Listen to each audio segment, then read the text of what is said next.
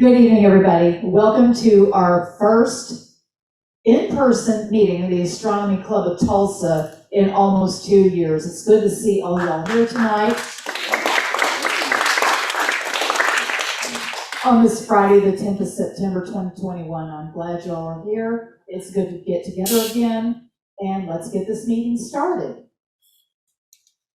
Now, upcoming events. Due to the continuing pandemic, our observing nights will continue to be members only. This is to prevent our club from becoming a hotspot for COVID and to prevent spread of the disease. We appreciate your understanding and cooperation. Now, next members night will be Friday, September 24th at our observatory at 6:45 p.m. The autumnal equinox is Wednesday, September the 22nd, and at our location will start at 2:14 p.m.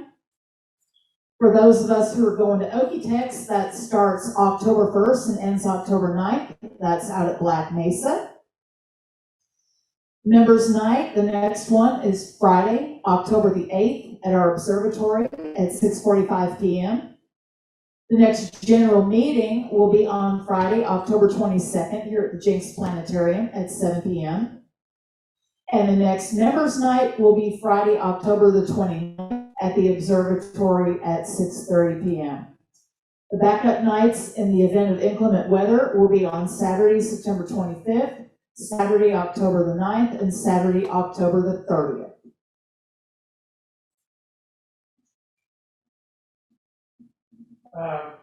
We have, Just speak up. we have our officers elections coming up, if you'll go ahead and put it up there. In October, and so we're looking for new volunteers. If you've been in the club for a year and you want to get more involved in the club and do things, we have what we call the board members, and then we have a president, vice president, secretary, and treasurer.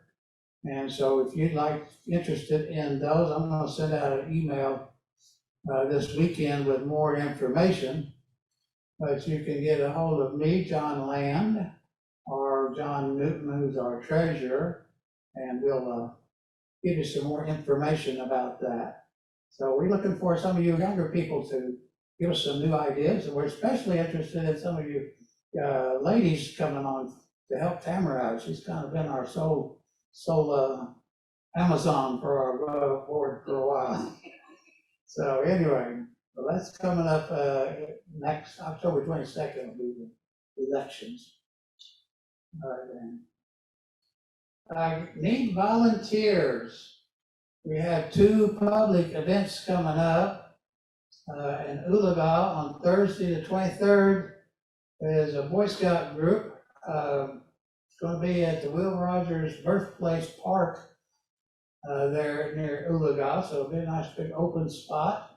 And Skip Whitehurst, one of our board members, his niece is the one that's leading the troop there.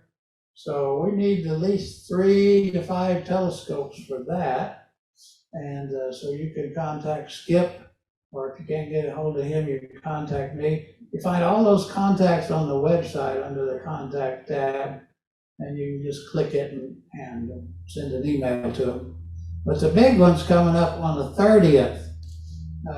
Turkey Mountain Recreational Park, got all those trails and things. They've got a fundraiser going on to expand the trails, modernize things. And they've invited us to set up telescopes. There's going to be someone there from Bird Sanctuary with some various birds of prey. I forgot what else. There's another group coming too. But it's kind of like an annual thing they do in the fall. And I'd like to have like 8 scopes, but we got a problem. A lot of us are headed out to Okie-Tex Star Party at dawn the next morning. And it's an 8-hour drive out there. You got to get out there, set up before sunset. So those of you going to be in TAM, we really need some volunteers that come up, just set up a scope. There'll be a moon up. Well, no, there won't be a moon up. But there'll be Jupiter and Saturn and Venus up that people can look at. And so get hold of me afterwards. Let me know if you're interested in helping that, and I'll give you more information. We've got a couple more coming up, one in October on the 14th out at Post Oak Lodge, and a really nice one out at the Botanical Gardens on November 11th. So we can use some volunteers for those. All right, next on that. Sorry. Our observatory chairman,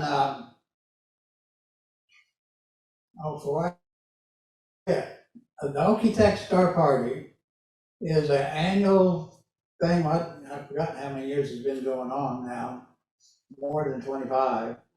That's the far tip of the Oklahoma Panhandle. The nearest town's Boise City is about 35 miles away. Well, I didn't count Hinton, but it's got 55 people in it. But the sky is the darkest places you'll see anywhere on the planet. And typically we have, looks like this year they've got 229 registrations so far, which is about half what we usually have. But you spend a week out there under the stars, but registrations have to be in by tomorrow or the price goes up. And your meals, because you can't drive to Sonic, which is 40 miles away from out there. So the church groups out there, they bring the meals to us. But you have to register for them. So you can look up okitex.com and see all that. But I think we have 20 now with Jerry registered from Tulsa going. So got that in. James, our observatory manager, has been improving things out there. We had a members night a week ago, and the road that's usually been so rough because all the rains this winter has been graded and graveled, and it's in good shape for the last 4 miles that we have to drive. So that's a big plus. And James got a hold of somebody with a fancy machine, we'll see here in a minute, to clear out a lot of that underbrush along our roadway. So I'll let you look at what James has been doing to help clear up the roadway.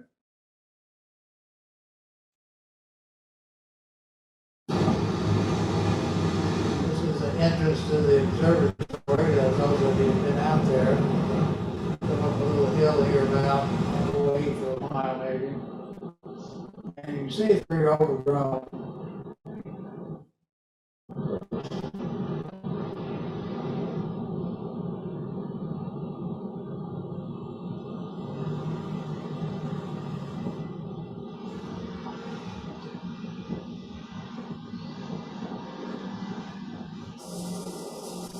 And you found this person with, I don't know what kind of machine that is, but it works really good.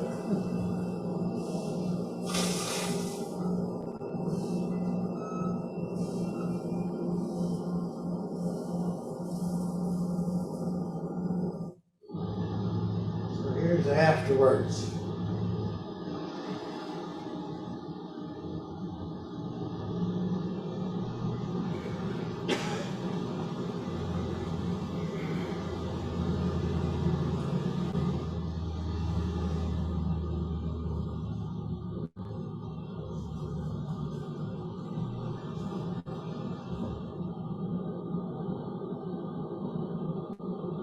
Got it cleared out about 5 or 6 feet up the road, except where the guardrails were. We couldn't do that with the machine.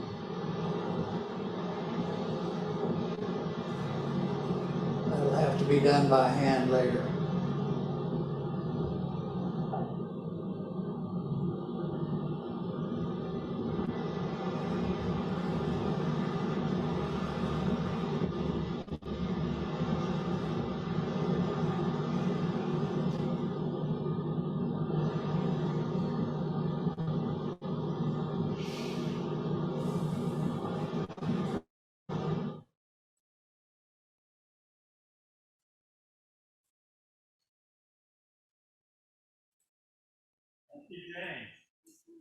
James is running our Zoom. We're trying to to record this on our Zoom app, and we're going to post it on YouTube later next week. And we're experimenting with how it works, and maybe next time we have a guest speaker coming from Arkansas, Dr. Clay Schroeder, and maybe we can do it live then. We're just kind of experimenting with that. Speaking of afterwards, our board member Brian Kyle here has a telescope set up behind the planetarium here on the roof. It's a nice walkway, and hopefully we can find Jupiter and Saturn out there and the moon for you to look at. Let's go ahead to the next slide. Our guest speaker tonight is Michael Hann. He was a member of the club back in the 90s, Michael? Yes. And he's moved back to God's country here at Tulsa. And he's going to tell us about lunar impact craters. And that's kind of timely, because if you're aware, we're preparing to go back to the moon with the Artemis program. They're going to send explorers to the moon. This time the goal is to figure out a way to have habitable, long-term habitation on the moon. Not just go up for 3 to 5 days, but to go up there and live on the moon. So, kind of things I dreamed about when I was a kid growing up. I'm still waiting on those flying cars, but anyway. So, Michael, I will turn it all over to you. Does he have a mic? He does, but his mic doesn't need to turn it off for that.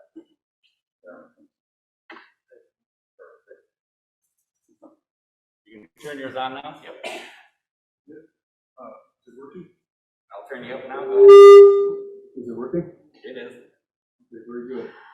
Hi, I'm pleased to speak to you tonight. I'm Michael Hann. I'm going to talk about the moon generally, and more specifically about lunar impact craters. Go to the next slide. 1 second. I gotta share it so Zoom sees it. I'll get my laser pointer working there.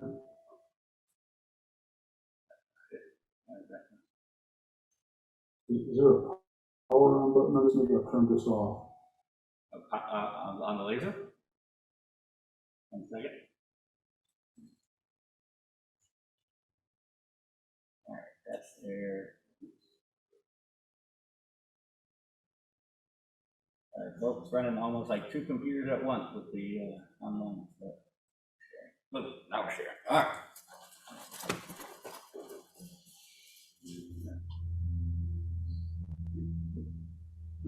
It's not. Okay, we're good. All right, very good. So, there's the moon. That's Taiko. We'll talk about that. Go to the next slide, please. I'm going to provide a kind of a brief overview of some of the vital statistics of the moon to start with. The numbers I'll give are good to about 3 significant figures. If you want more precision, consult standard references. The moon is about 2,160 miles in diameter. It's about 29% of the diameter of the Earth. It's 240,000 miles away from the Earth on an average. The moon's orbit is an elliptical orbit, so sometimes it's closer, sometimes it's further away. When it's at its closest, that's called its perigee, and when it's furthest away, it's at its apogee. Now, as the moon rotates around the Earth, it does that in a period of 29.5 days, and it rotates on its axis in the same amount of time. And so it presents the same face to Earth all the time, mostly. I say mostly because the moon has an apparent rocking or oscillation motion called vibration. And so that the result of vibration is we see a little bit more of the moon around the edges than we normally would into. There are 3 separate factors that kind of contribute to this to this effect. I have a little model of the moon here. The moon's inclined on its axis, so when its axis is pointing towards us, we see a little bit beyond its, for instance, this might be the North Pole, and when its axis is pointed towards us, we see a little bit over the northern limb or edge of the moon, and when the southern pole is pointed towards us, we see a little bit beyond the southern limb of the moon. So that's one factor of the libration. Another factor is that if we look at the moon at moonrise, we're looking from one edge of the Earth towards the moon, and we see the moon set. We're seeing it from the opposite edge, and that gives us a parallax shift, and we see a little bit more as a result of that as well. And finally, as the moon's rotating, as revolving around the Earth, as I say, it's got an elliptical orbit, and at some points it moves faster. When it's closest to Earth, it moves faster, and therefore it actually gets ahead of its rate of revolution, so we see a little bit beyond one of the limbs, and it's at its most distant point, it's moving slower, and again, it's a desynchronization with the rotation, so we see a little bit extra. And the net result of this is at least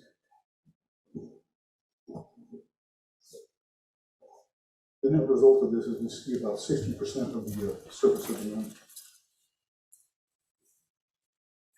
Back to the slide. Yes, please. That's the previous one. There we go. All right. The moon is about 4.53 billion years old. It has no atmosphere, and the only life on the moon is the man in the moon. Go to the next slide. Okay.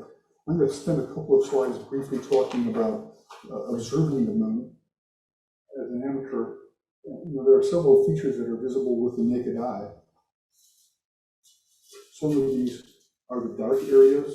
These are called Maria for a single. They're dark patches on the moon. I'll speak more about what those are. They're impact basins. And then you have light areas of the moon, which are highland areas. Those are that dichotomy between Maria and highlands is usually visible with the naked eye. Some of the craters of the moon are likewise visible with the naked eye, particularly for young eyes. My eyes are old, so I don't see so well, but a lot of people, I think, can see the Taiko crater. So there's rich surface detail observable on the moon with binoculars and with small telescopes. Light pollution is not a problem in the suburban area because the moon is so bright. At full moon, it's about a negative 12.7 apparent magnitude. That's extremely bright. So I know many of us are blue sky observers and don't like the moon, but make a virtue of necessity and enjoy looking at the moon to see some of the interesting features of the moon. The next slide. There we go. All right. Now, some of the things we see on the moon, everything is reflected light, and some features are seen best as contrasts of reflectivity. Reflectivity is called albedo. So things with high albedo have a high reflectivity. Things with low albedo have a low reflectivity. Those dark regions on the moon that I was talking about earlier, the Maria, those are basaltic plains, lava plains. They have very low albedo, low reflectivity. And other features, such as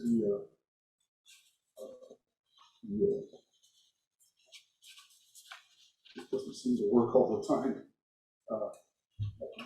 The Taiko crater has rays. You can see at the bottom of the moon there, and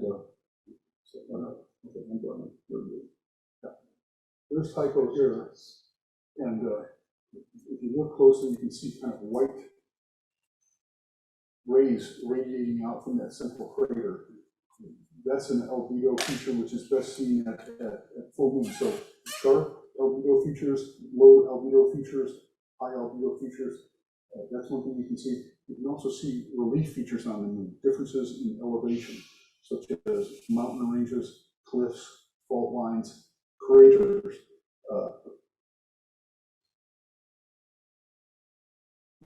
The relief features are best seen when the feature is close to the terminator line, which is the line between the shadow and the light part, the sunlight lit part of the moon. And the albedo features are seen best in their full moon. There's a lot of light shining on the features. Some of the things you can observe are the lunar maria, craters, mountains, and cliffs, as well as valleys and rills. Now, most of the features on the moon were named by early telescopic observers, 1640, 1650, and particularly by Giovanni Battista Riccioli, who was an Italian astronomer who published a map of the moon in 1651, I believe. And to Riccioli, it looked like the moon, the dark areas on the moon looked like seas. So he named them, gave them the Italian word Maria, mare for singular, meaning sea. And he named craters after famous astronomers. He named mountain ranges on the moon after terrestrial mountain ranges. Go to the next slide, please. Yeah. The Astronomical League has a couple of lunar observation certificates that you can pursue and get a certificate and a pin. I don't know too many details about that. I also know that Charles Wood wrote an article in the April 2004 Sky and Telescope magazine where he spoke of a list of 100 lunar objects. He called it the Lunar 100. And it's a list of 100 interesting features of the moon, along with the feature he identifies as significance of the particular feature. And they're ordered in rank of easiest to most difficult to see. So some examples of that, where the moon as a whole, the significance is it's a large satellite. Number 2 is the Earth shine, twice reflected sunlight. Sunlight strikes the Earth, reflects off the Earth, goes to the moon, reflects off the moon. So it's twice reflected. This is best seen when the moon is near new moon stage or shortly thereafter. The third object in the Lunar 100 is the Mare Highland dichotomy, two materials with distinct different compositions. Those things are all things seen with the naked eye. Item number 6 is Taiko, the crater Taiko, which is right there. Which its significance is it's a large rate crater with impact melts. You can see this kind of dark rim around the crater there. That's actually melt from the impact. Number 27 is Archimedes, a large crater lacking a central peak. Oftentimes large craters have central peaks, as we'll see later. Number 51 is the Davy crater chain, the result of comet fragment impacts. And number 100 is the Mare Martinis swirls, possible magnetic field deposits. So those are just some examples of things that are in that list. You can't see all the features in one night because some of the features require mutually exclusive viewing conditions, like full moon for one and near the terminator for another. Some of them you can see with binoculars. Most you can see with a small telescope, a 3-inch telescope. Some require a 6 or an 8-inch telescope to see. Next slide. So until the mid-1900s or 1950s, it was not really understood what caused lunar craters. It was thought that they were the result of volcanism. But in the mid-1900s, about 1960, it was determined that they were the result of impacts from meteorites and asteroids. Now, one of the things that I would note is that almost all of the craters on the moon are circular, although the meteorites and asteroids that are coming in will come with all kinds of angles of incidence. So you might ask yourself, well, why is that the case? Why is it always a round crater? And it's because you can best understand these impacts as a result of explosions.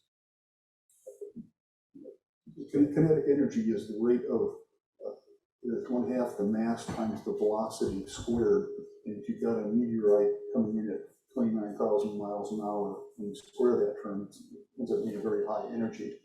And yet that energy has to be dissipated almost instantaneously when it hits the surface of the moon. And that implies that the energy is dissipated very rapidly. That's, in essence, the definition of an explosion. So think of them as a result of explosions.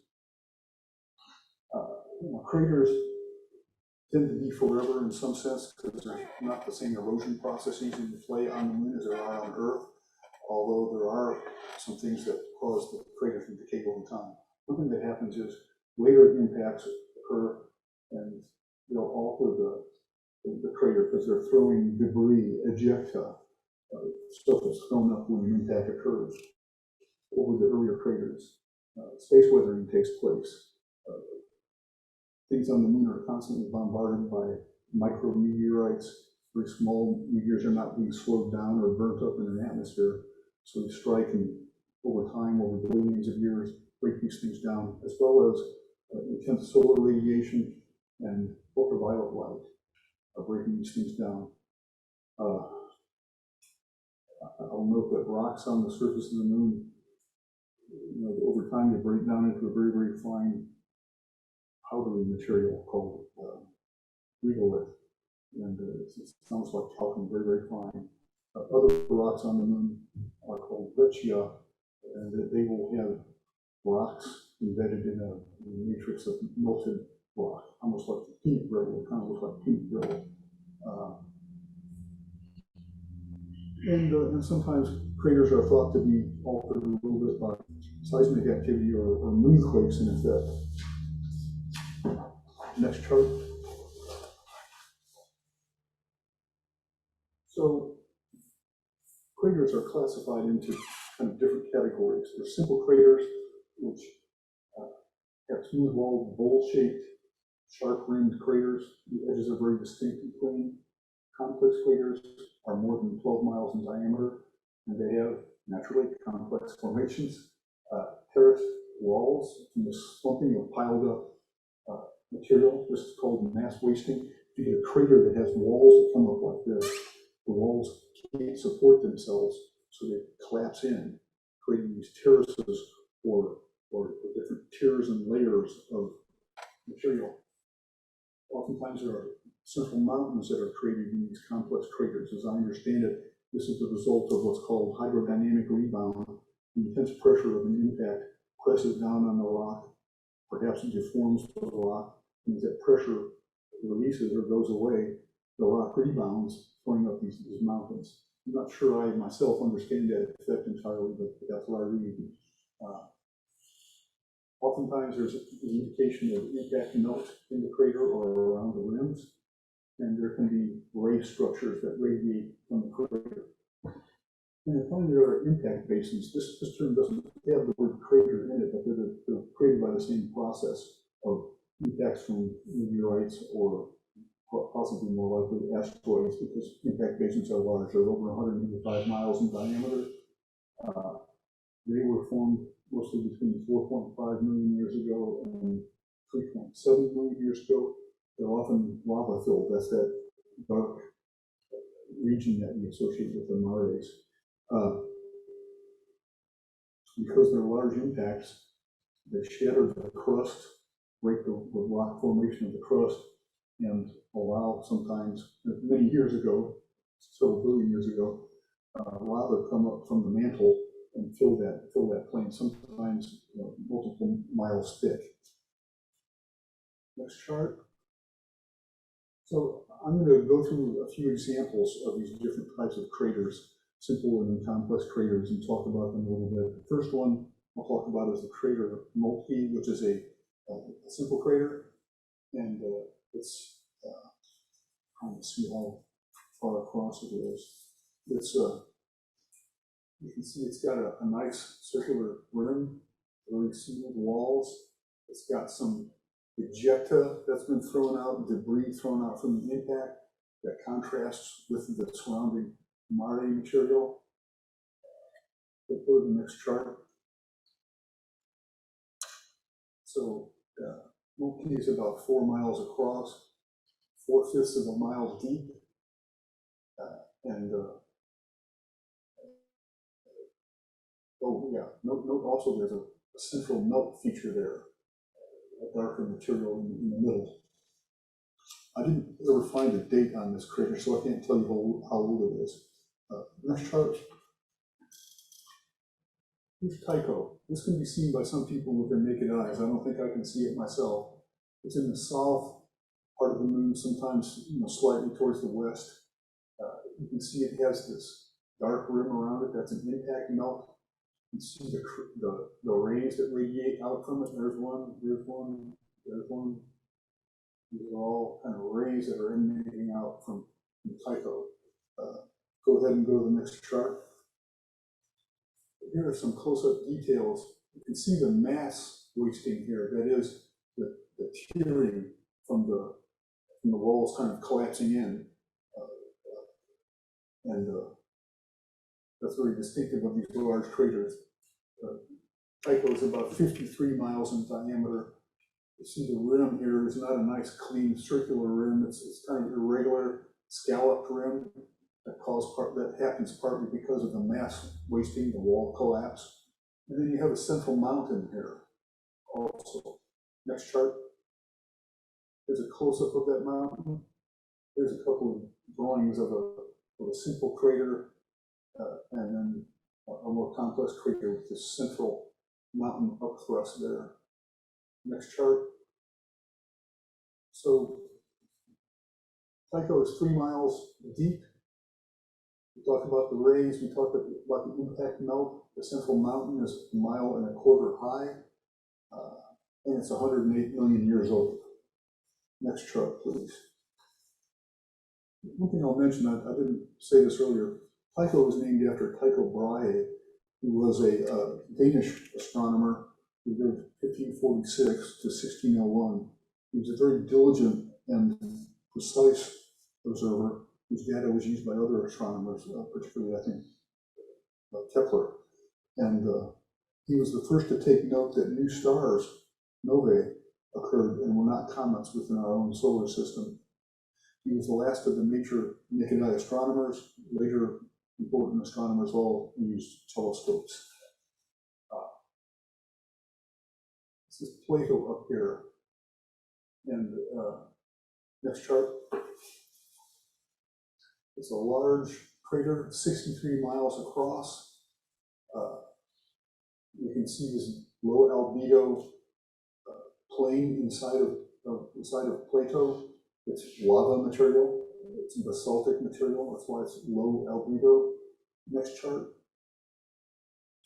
Here's the crater Plato. This is a segment of the wall that's collapsed in. That mass wasting I spoke of. That's about 9 miles long. Crater floor is very flat here. It's lava filled. Note that there are craters inside of Plato. Plato is about 3 billion years old, so it's had a long time to experience later craters falling within it. We know these craters came later because if they had been there earlier, they would have been wiped out when the major impact that created Plato occurred. Next chart. So it's 9/10 of a mile deep. I think I pointed out that it doesn't have any central mountain, and that's because it's filled with a 1.6 mile thick layer of lava. So that would have covered up any central mountain that was there. Okay, next chart. This is the complex crater Aristarchus. It's up here. It's really not a real big crater, but it's bright. It has an albedo that's about 2 times the albedo of most lunar features. And I think it may be something that is visible with the naked eye. It may even be visible sometimes in near moon with the reflected earthshine reflected off of it. I'm not sure about that. Aristarchus was a Greek astronomer who lived, I believe, from 310 BC to 230 BC. He presented the first heliocentric model that placed the sun in the center of the known universe, with the Earth revolving around the sun once per year. Aristarchus was considered the greatest astronomer of antiquity. Next chart. Here's some close-ups. Aristarchus is in something called the Aristarchus Plateau within the Oceanus Procellarum Mare. It's an area of upthrust that is about 2 kilometers high. It's an area that historically, long in the past, had volcanic activity. So you see some things here that might be a fault line and upthrust of some sort. This is a lava flow valley called Schroeder's Valley. A very interesting feature. You can see this with a smallish telescope, a 5-inch telescope, for example. Because the head of this looks a little bit like a cobra, it's called the cobra's head. But this is Aristarchus here. You can see the white high albedo ejecta associated with this. And on the inside of the walls, you can see the slumping walls, the mass wasting going on, a little bit of a central mountain. Next chart. And here you can see that contrast of the ejecta on the walls. It's very light here. It's even more noticeable in the central mountain. Look how white that is, how high the albedo is of that part of the central mountain, whereas this one is very dark. That must be some sort of basaltic material. The region of Aristarchus has complex geology with a lot of different types of rocks present. I'll also mention that the Aristarchus Plateau is associated with many observations of transient lunar phenomena. That sounds a little bit like X-Files, but it's not. It's transient lunar phenomena are changes in the appearance of things which transient comes and goes, particularly things like obscurations or blurring of features or changing of coloration. It's not sure what causes these things. Perhaps some sort of emanation of gases from beneath the surface. I'm going to talk about that in a minute, but I would say maybe half a mile. I've got vital statistics on this in the next chart. I'll get to that.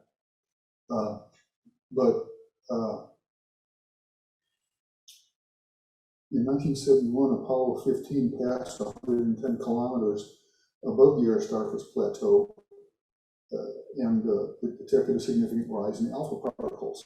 These particles are believed to be caused by the decay of radon-222, a radioactive gas with a half-life of 3.8 days. The Lunar Prospector mission later confirmed radon-222 emissions from this crater. These observations, meaning the observations of the alpha particles, could be explained by slow and visually imperceptible diffusions of gas to the surface or by discrete explosive events. And I mentioned the term half-life. Radioactive materials tend to decay, to emanate radioactive particles at a specific rate, so that they decay to 1/2 of their former volume or mass over a characteristic period of time called the half-life. And they decay from the base form to some derivative form. It could be a different isotope of the same element, perhaps a different element. Isotopes are different forms of the same element. They have the same chemical properties because they have the same number of protons, but they have different numbers of neutrons, and that changes their mass. Next slide. So you asked about the height of the mountain. It's 1,000 feet high. Was there something else was there a reason why you asked about the height? Okay, all right. It's 25 miles in diameter. It's 2 miles deep, which is deeper than the Grand Canyon. Of course, the other ones were also. Taiko was deeper than that. I'll talk about all this stuff. It's about 175 million years old. Next chart. So this is the complex crater Copernicus. This is Aristarchus. This is Plato. This is Taiko. Here's Copernicus, where we're at right now. Copernicus is named for the Polish astronomer Nicholas Copernicus, who lived 1473 to 1543. and was the modern advocate of the heliocentric model of the solar system. His book on the revolutions of the celestial spheres was a major event in the history of science, triggering the Copernican revolution and making a pioneering contribution to the scientific revolution. Because his work was well supported and argued, it succeeded in the face of opposition from authorized models of the universe. It blazed the trail for many later scientists who disregarded authorized accounts and dispassionately sought knowledge based on experimentation and analysis unencumbered by sclerotic orthodoxies. Okay, next chart. Here's a close-up of Copernicus. See the mass wasting, the slumping of the walls. You see the irregular edge, called a scalloped edge. That's kind of characteristic when you have these walls kind of collapsing in, it breaks up the edge. We've got some central mountains here. It looks like a couple of central mountains. And note that there's actually, it looks to me like there's a crater there on this side of Copernicus. There may be others as well. That might be one. It's hard to see, but that one's pretty definite. Next chart. So Copernicus is 58 miles in diameter, 2 1/3 miles deep. It has central mountains that are 1.5 miles high, and it's 800 million years old. Because it's old, it gets that opportunity to collect some craters over time internally. Next chart. The Copernican period is a designation of geological time period on the moon from 1.1 billion years ago to present.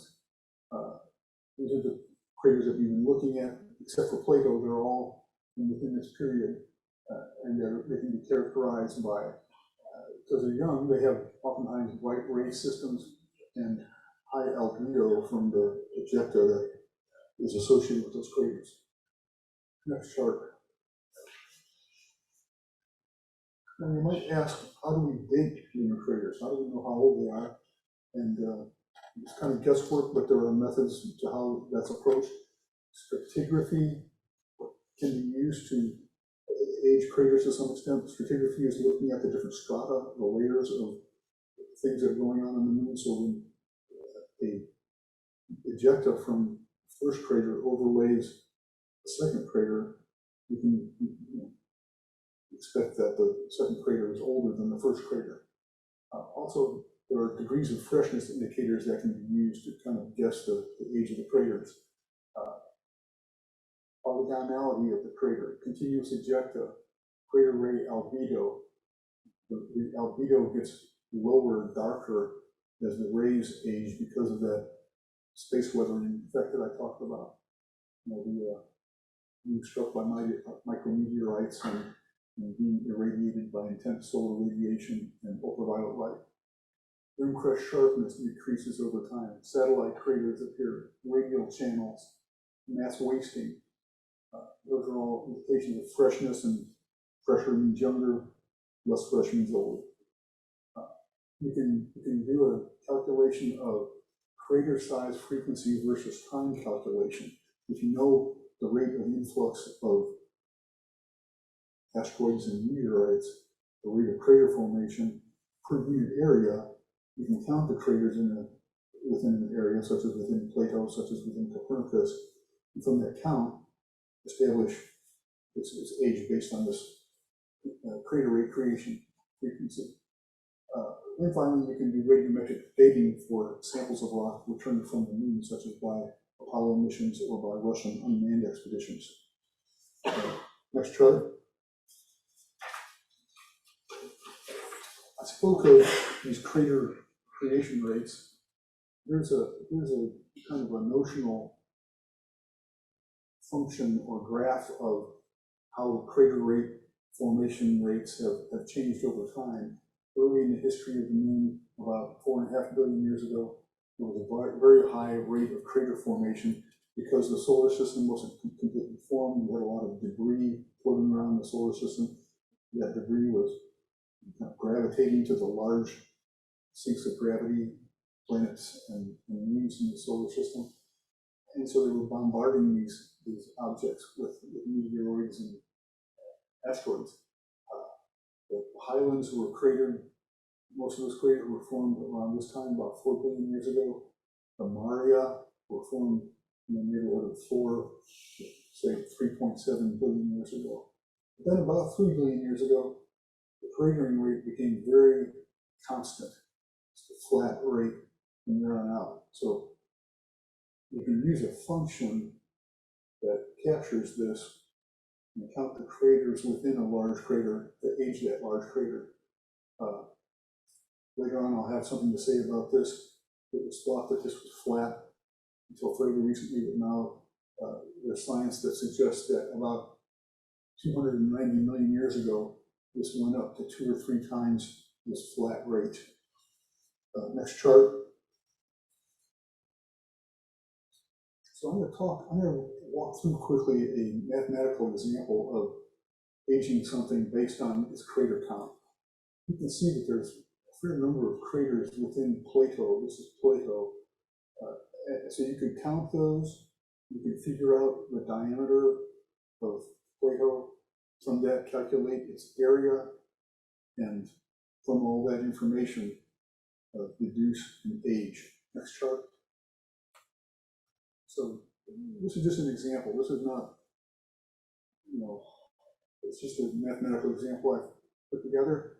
So let's say the creation rate is 1 crater per 25 million years per 10,000 square mile area. That's the equation. So a crater count will equal crater age times 1 over 225 million years ago times the crater area divided by 10,000 square mile area. And we can change this equation to isolate crater age using high school algebra. And then we've got crater age equals crater count times 25 million years times 10,000 divided by your crater area. In the case of Plato, I'm assuming you've got 37 craters above some threshold size limit. So I'm going to multiply 25 million years by 10,000 divided by its area. I'm going to calculate the area by pi radius squared. And that comes out, well, okay, it's 2 billion years old, as we thought. Well, I backfed the numbers in there to make that come out right. But this is just an example of how you might use that crater rate creation formula to date craters. Next chart. So who cares about the rate of crater formation? Well, what's the big deal? Well, the rate of crater formation can be used to calibrate surface feature ages in planetary science generally. There's a linear relationship between the influx rate of meteorites and asteroids on the moon and other objects in the solar system. Mars, Mercury, Earth, the satellites of Saturn and Jupiter. The rate of lunar crater formation, as it changes, because remember I mentioned that it was thought, recent science has said that the crater rate formation has changed recently. That can lead to inferences about collisions and breakups of asteroids. The rate of lunar crater formation has implications for the design of lunar colonies. John was speaking earlier that there seems to be momentum for going back to the moon and maybe establishing a long-term presence. Well, we need to take into consideration in designing such a long-term presence what are the likelihoods of being struck by a meteorite and how big and how often.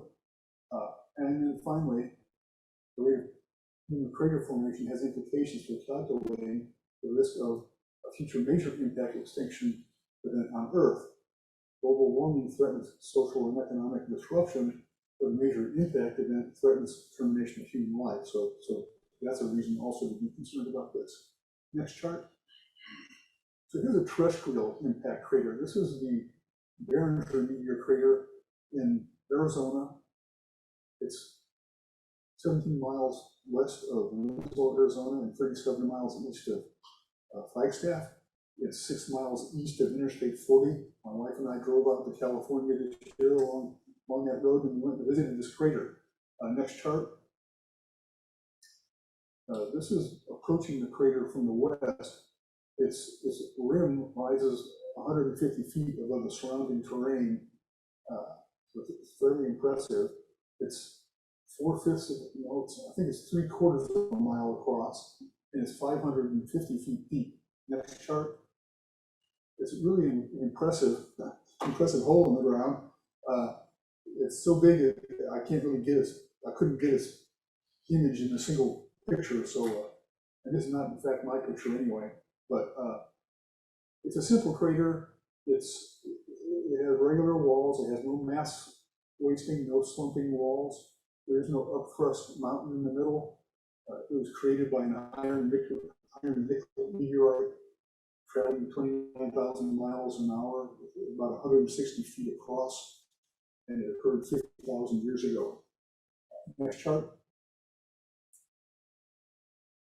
So that's basically, I've already said all this information. So next chart.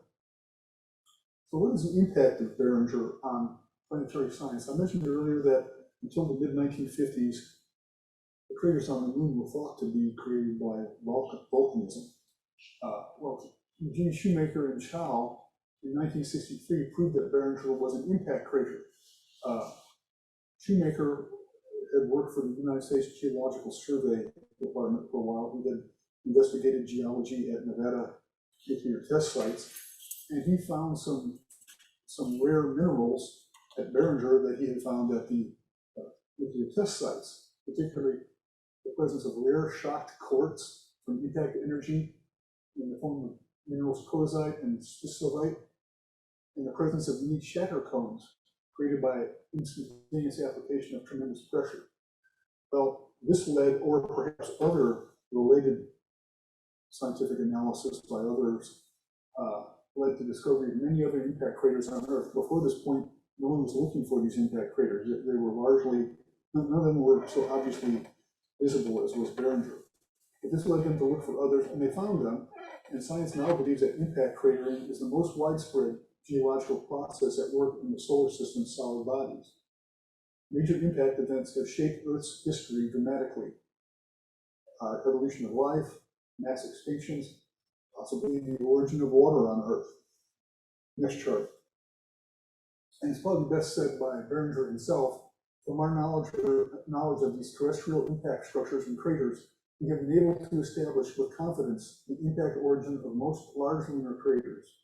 From the combined evidence from the Earth and the Moon, we have learned to recognize impact craters on such diverse celestial bodies as Mercury, Mars, and the icy satellites of Jupiter and Saturn. Next chart. So, you think that something like the moon was an old bag, everything was known about that, but science continues to evolve about the moon, and recently NASA's Lunar Reconnaissance Orbiter provided new data. It was thought that possibly we could use temperature contrast of rocks on the moon to discriminate between old rocks and new rocks. Idea being that as rocks break down over time, they become smaller, they don't hold heat as well. So you could look at the temperature of rocks as they pass from the sunlight into the shadowed part of the moon and see how they retain their heat once they're back in the shadow. And to the extent they retain their heat longer, that would be an indicator of younger age. And so that's what they did. And they observed that there was a cratering rate increase of 2 to 3 times the former cratering rate about 290 million years ago. Well, this lines up with extinction events on Earth. 250 million years ago, the Permian-Triassic boundary extinction occurred. 201 million years ago, the Triassic and Jurassic boundary extinction occurred. 66 million years ago, the Cretaceous-Paleogene boundary extinction, the Chicxulub crater near Yucatan occurred. So those kind of line up with the expectation that there was a major increase in crater rate formation at that point in time. Now, the way science works is ideas are proposed and other scientists try to disprove them, not out of meanness, but as a way to advance the science. If they fail, that makes that a more robust conclusion. But if they are able to destroy it, well, then science moves on to something else. Well, in this case, there was an idea that, well, on Earth, we do observe that there's many more craters formed 290 million years ago or more recent. We don't see many craters older than that. But that's a result of preservation bias. That's a result of weathering and just the gradual wearing away of those things. So that's why we don't see them. But that theory was itself disproven, and it's kind of interesting how it was done. So there was a study that focused on areas of stable geology on Earth. That's by kimberlite pipes. Kimberlite pipes are carrot-shaped pipes that are remnants of extinct volcanoes buried several kilometers below the Earth's surface. These kimberlite pipes have been well studied because they are mined for diamonds. If the kimberlite pipes are preserved in a region, there's evidence that the area has been geologically stable for 650 million years or more, and thus would have no preservation bias in these areas. And these preserved regions cover about 11% of the Earth's surface, so statistically relevant amount of land can be examined and checked out. And in fact, in these regions, the 2 to 3 times increase in impact rates was in fact observed, but it couldn't be the result of preservation bias because they've been geologically stable for a very long period of time. This was kind of covered in an article in Science in January of 2019, so only 2.5 years ago. Very recent science being done on that. Next chart. That's really the substance of my talk tonight. I just want to share some of my own reflections. One is, it's amazing to me that a commonplace object like the moon can pose so much observational interest once you understand what you're seeing. And it's interesting how the subject of lunar impact craters exhibits so many typical features of science. For example, errors corrected by later work, often leveraging advances in other sciences, quantification, and mathematics. That's always present in science, and we touched upon that a couple of times. The discussion of kinetic energy, the discussion of later lunar crater rate formation equations and how you can use that to date craters. The continuing evolution of our knowledge, these things that I spoke of, learning that the craters on the moon are the result of impacts. That was only really reached a scientific consensus about 1960 or so. So that's fairly recent. That's during my life anyway. Provisional and uncertain quality of our knowledge. The facts used to reason to current understandings are subject to replacement by new facts as our understanding grows. This makes our knowledge provisional and uncertain. This is not to undermine science, but to further elucidate its nature and to perhaps encourage humility of spirit. And it has vital implications for human life. As I said, it can be of concern whether what is the risk that we face a extinction event in the future, and what should we do about it? I don't have any thoughts myself on that. It's a vital consideration. Next chart. So I'm Michael Hann. I've been an on-again, off-again amateur astronomer since I was 12 years old. There's the telescope I received at some point at Christmas when I was a kid. I would do binocular observations of globular clusters and open clusters, moon observations recently, and radio astronomy sometimes, meteor train radio echoes, and H1 hydrogen emission, and on a patent agent of Common Rose intellectual property law firm. That's it. Does anyone have any questions? I have a question. Sure. I heard that the moon is really, it's not really so much hollow, but it has open places in it because it rained, the hollow world landed. Because why? What would cause it? Supposedly when the Apollo 11 landed, it was rain. Oh. Well, I mean, I don't know. I don't know if it's hollow or not. I haven't heard that. Has anyone else heard of that or know anything about that? I don't know. Anyway, I heard that on the Coast Coast. Yes? Yep. Yeah, I know you didn't mention this one in particular in the presentation, but can you explain why the Tzeokovsky Crater is such an irregular shape? Which one? Tzeokovsky Crater. I don't know what crater that is.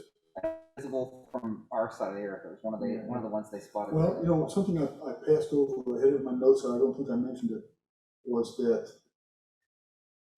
most craters are circular on the moon, but not all. If you have a very oblique rate of, or angle of incidence, you can have an elliptical shaped crater, and it'll throw ejecta out collimated directly in front of it, and also kind of like the wings off to the side. So those can be somewhat elliptical in shape. Is that relevant to what you're asking? Yeah, that makes sense, because it's kind of that kind of oblong, sort of almost asymmetrical shape. Okay, yeah, that could be it. It could be a very oblique angle of incidence explains that. So let me craters on the other side of the moon is there, it's not why it's Sure, yeah. Well, there are craters on the other side of the moon.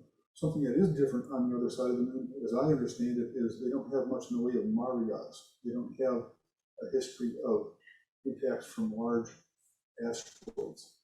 And I'm not sure what explains that.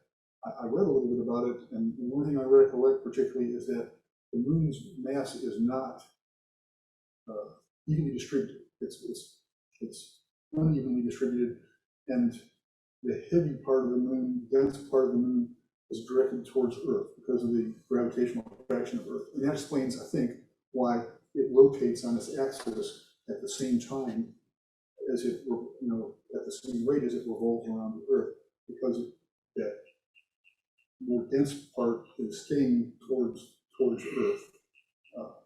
But I don't know. Does anyone know why there would be a bias of impact events on our side of the moon rather than the backside? Go ahead. So I actually saw this on a documentary not too long ago, that the crust on the far side of the moon is thicker and it's thinner on our side. And the theory is that in the early days after the impact that formed the moon, the molten Earth actually radiated enough heat to partially melt one side of the moon, and material shifting as a result of this ended up sort of more stuff piling on one side than the other. And they supposedly figured this out by observing the heat transfer on an exoplanet called Coro 7b that had the same thing effectively. It was relative to its sun.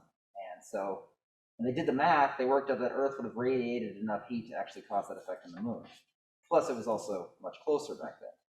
Well, that's interesting because that actually triggers my memory. What I remember reading was that indeed the reason why we have Maria on our side of the moon is because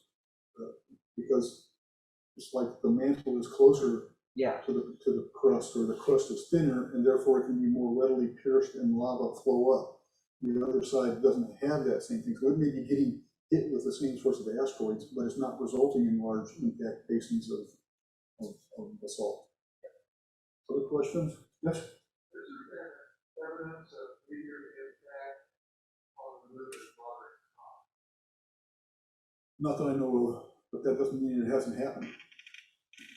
And you have to assume that it does happen, but it could be very small, so it might be difficult to know.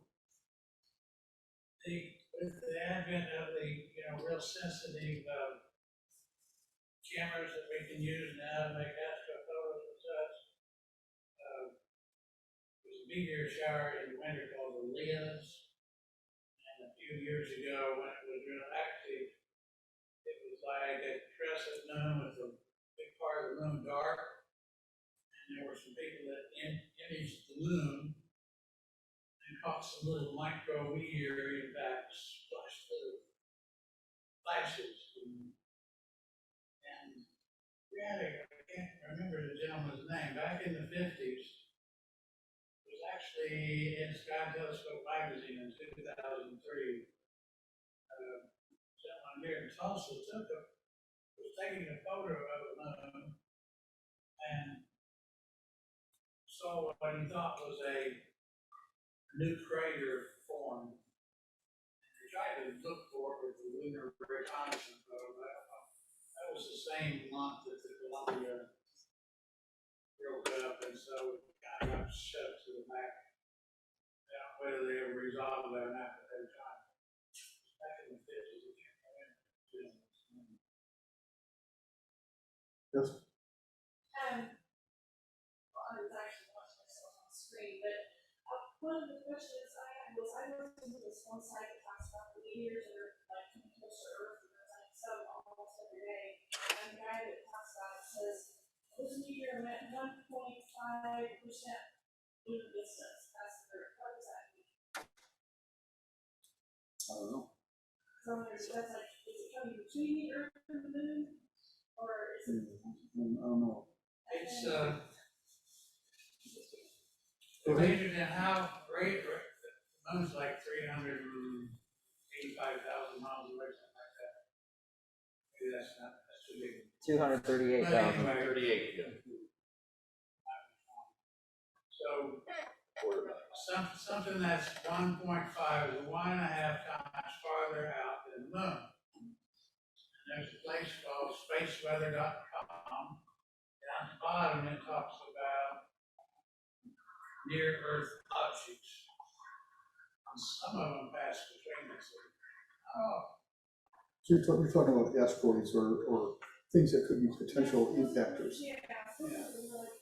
Yeah. I think he uses that site, and he uses like, talk about, this one that might pass the Earth today, and it might pass the 5 distance. I don't know what that means. I think it says, John says it's proportional to the distance between us and the moon. It just gives a relative scale rather than just a kind of a naked number. It's halfway between us and the moon. That's pretty close. And it's something that's significant at times. Other questions? Yes? Since the moon has very little gravity compared to Earth, what's attracting these meteorites to make the craters go? Same thing. It's just gravity. So it may be less, but it's still attracting them. It's enough there to pull them in. Yeah.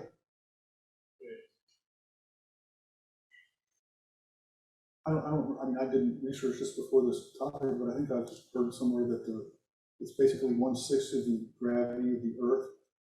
So that's less, but it's still attracting things. There's, so. Other questions? Yes? Behringer Crater, did they find pieces of meteorites in the bottom of that? Can you say that again? The Behringer Crater, did they find pieces of meteorites in that? Was it caused by a meteorite? Yeah. Yes, it was, yeah. It was caused by an iron nickel meteorite about They found 160 pieces of feet. that in the bottom of that? Pardon? Did they find pieces of that in the bottom of the They crater? did, they found pieces outside the crater also. Of course, it kind of explodes, as I say, and so it's littered all over the place. John has said if you have a metal detector, you can go out and search around for about 20 or 30 minutes, a mile or 2 miles away from the crater and come up with iron fragments from the meteorite. Yeah, Have you done people that? do that. They look for meteorites. Yeah. Was it John? John, was it you who told me about that? Yeah, years ago, like 85, I had one of these strong magnets. That's right. I turned off the Interstate 40, we stopped at the field. The sand there is all kind of light colored, so the dark colored stuff was either asphalt or if it was magnetic, it was part of, they call it Canyon Diablo. Canyon of the Devil. It's a Spanish thing. So I got a cup full of meteorites in half an hour. Probably not legal anymore. Other questions? Well, thank you very much for your attention tonight. I appreciate it.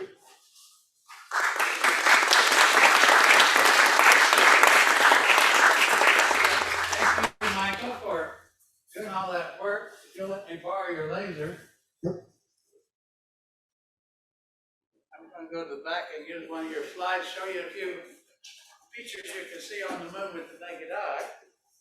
And hopefully Brian's going to set up a telescope out here behind the planetarium on the roof. It's paved up there. And hopefully we can see the moon and Jupiter and Saturn if it's not too hazy. But I'm also going to let our planetarium director, Dan Zelinsky, share a little bit about what they do here. They have shows here at the planetarium that you can come to.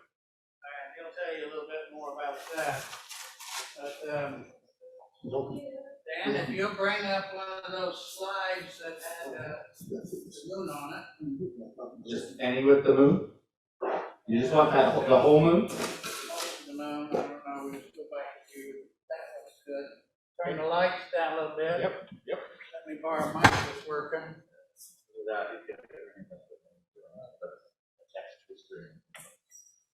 So what we're gonna do is we're gonna look at some features on the moon. Hopefully you can hear me. These dark areas, he said, are Maria. Galileo, when he saw them, thought they were oceans. So, you know, if you're flying an airplane, you look down, you see a kind of a smooth, dark, bluish area, you know, well, that's a big lake or something. And so he thought there were oceans on the moon, so we get the name Maria from the Latin word for ocean, marine, you know. So in the first quarter moon, like it's coming up, we have the young lady of the moon. Now, you have to use a little imagination. Here, her hair is all done up in a bun. That's her hair. Here's your eye right there. Here's your nose, her mouth, her chin. But down here, she's got a necklace on. Anybody see that? Nope. There's her hair, her eye, her nose. At full moon here, you can see the buffalo on the moon. The Aristarchus Crater makes up his eye. And here's the head of the buffalo, his horns go back, you know, or from a bison, up his back, 4 legs. The buffalo on the moon. In the third quarter moon, when that part of the moon is not visible, you can see the witch of the western half of the moon. It's like here's her chin and a straggly nose, a big eyebrow, kind of a different thing. And I can't really see it here, but it's at one angle when the moon's coming up, you can kind of make out a bunny rabbit upside down here. Here's his ears and his body. It kind of depends on how the moon's coming up. So there's lots of cultures that have different names besides just the man and the moon, but it does look like a friendly thing.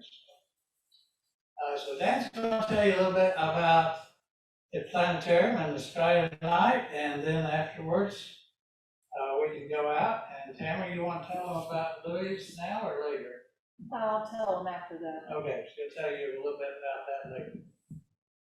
All right, well, oh, there we go, got rid of the mask, can't talk on a microphone with it. All right, so this is not readable, but basically this is the online. You can go to jinxcommunityed.com and look up planetarium schedule, and all our shows are listed right there.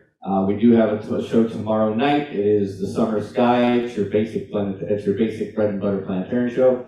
If it starts at 8, as you see this one does, it starts at 8 o'clock instead of 6:30. All of our 8 o'clock shows or 8 o'clock or later shows are followed by a telescope viewing. So we're getting the telescopes out tomorrow for anybody who comes to our Summer Sky. The show itself is only about 15 minutes because the main attraction is on the roof, so we don't want the show to take too long. So that's going to be, that's that show, but you can see we're full. We have a full season of shows coming up. We're doing something new this year. We got family space talks. This is something the school recommended. Basically, a lot of adults were seeking astronomy classes, but they didn't want to commit to like a semester. They just wanted maybe a night that they get to ask questions of an astronomer and maybe get a little deeper in topics. And that's basically what's happening with these family space talks. So if you're interested, we watch a planetarium show, but then we stay a little longer and really dive into that topic. We got celestial calendar, how to tell time in the sky, basically. Up here is, we'll talk about the extraterrestrial life. And then down at the bottom, at the end of the year, we have the careers in space and stuff like that. But we've got a bunch of great shows all through the year. Take a look. Mostly are Tuesday nights, and then one Saturday a month are those shows. And then the other thing I wanted to point out, just because I wasn't going to do it, but I was like, oh, we were going to talk about the moon the whole day. I have a brother, now this one you're going to have to turn around to see, and you'll see it as soon as it turns on. But my brother-in-law is very good at a 3D printer and has actually created the moon. So this is usually hanging in my office because it can't, obviously it lights up the planetarium. I can't use it in here. But I figured, there you go. You have, he says he got this model from online, but he's really good with this 3D printer. And so my brother-in-law made that for me, and I thought, oh, I gotta show that off. So the switch is on the bottom here. Feel free to come on up and play with it as you will. But yeah, I thought that was really cool, so I wanted to share it with you guys. You guys come look at that whenever you want. What's the website again? On the list? Oh, Jenks Community Ed. Jenks Community Ed. Yeah, you can't see it there. But it is up top, yeah, jenkscommunityed.com. That is technically, yeah, there we go. Jenks Community Education. That's technically the branch of the Jenks Public Schools I work for. I work for the community. This planetarium is a community planetarium. Yes, it's in the high school, but I work for Bixby, Broken Arrow, Union, Owasso, all of them. I work for everybody. So so that's where you will look for jenkscommunityed.com. Just put in planetarium and come enjoy our shows. Tuesday nights. Right? This is my first time here. Well, welcome. Tulsa. I didn't know who it was. Thank you. You bet. All right, who's next? I think just ending? I think just the ending. I think so. And to our president. All right, Oh, and then there's a telescope set up. there is a telescope set up outside for those of you who are interested in seeing it and seeing the moon and other things we might be able to see. And for those of us who would like to come out for dinner, we usually, after our meetings, go eat dinner at Louie's Grill and Bar. It's just down the street in a little strip center. The address is 813 East A Street, and it's located right here in Jenks, just down the street. Who all is going? Okay, we got at least one or two. That's fantastic. I guess we will see you there. And thank you all for coming to the meeting tonight. I really appreciate you being out here. And I'm happy to see you all. And we'll do this again. Thank you very much.